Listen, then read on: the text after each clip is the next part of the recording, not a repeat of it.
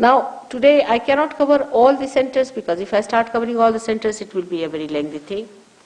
I have covered 3 centers as you have seen, the Muladhara Chakra, the Swadhisthana and the Nabhi Chakra, and others I'll cover later on tomorrow, but I must talk about the spirit about which we are talking for ages now, that we have to become the spirit. Now, English language, as you know, spirit can be anything.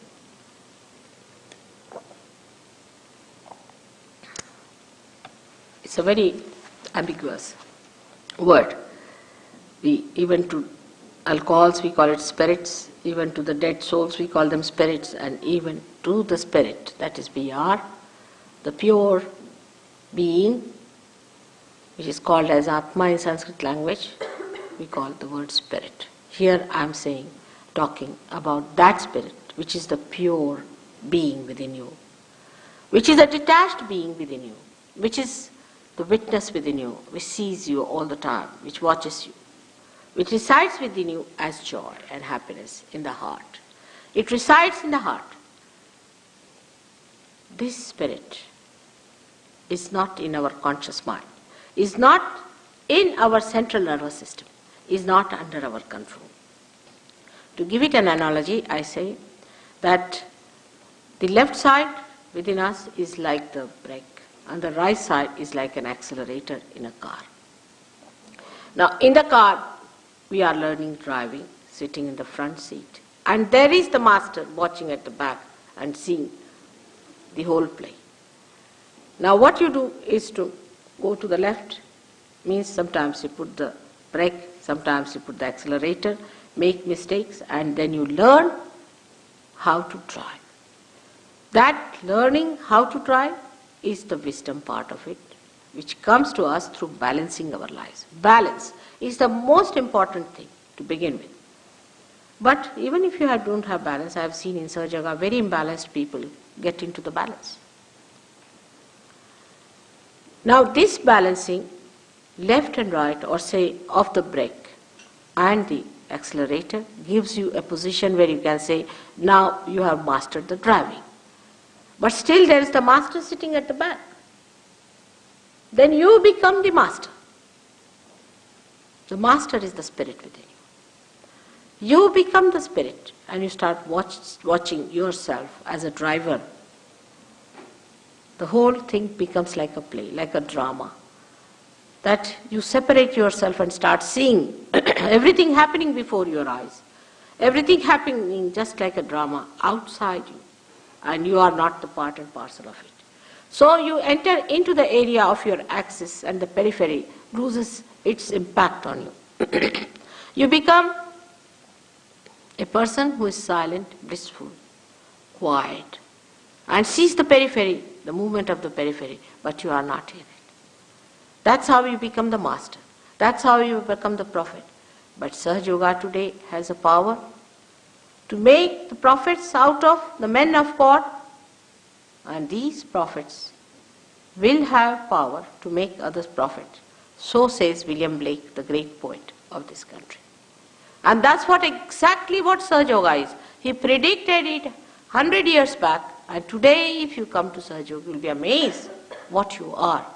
Whatever he has predicted about England being the Jerusalem of tomorrow, that tomorrow is today.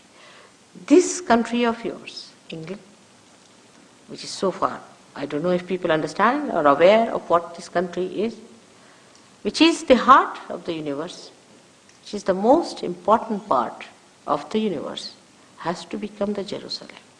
For that, the Englishmen have to come out of their inertia to see what are their potentials, to rise up to that point, and that's going to work out.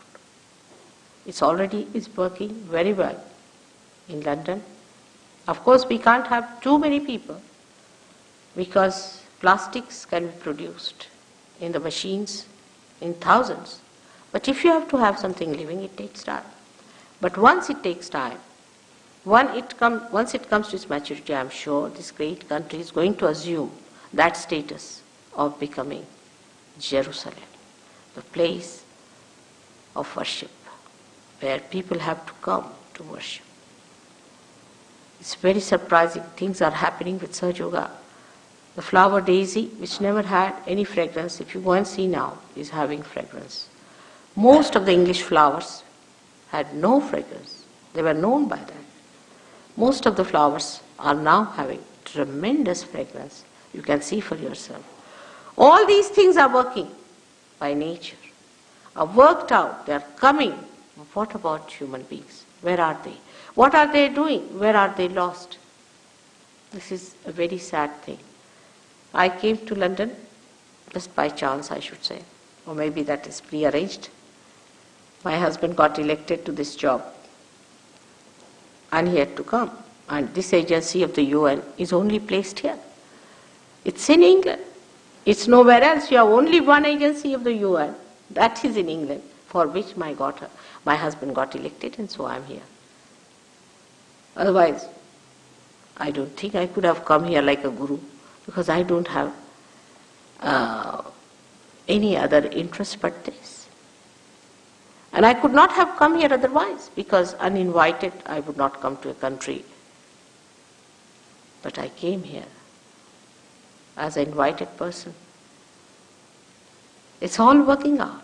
Only you people have to work it out yourself and understand not only the dynamism, the vitality, but the greatest importance is that at this point you are standing on the verge of destruction or construction. And the English people have a special place. They have to rise up to it because they are the cells of the heart. I'll have this lecture tomorrow again. I hope you'll come and make it comfortable. Sorry for my throat, I've been speaking day in and day out every day. Thank you.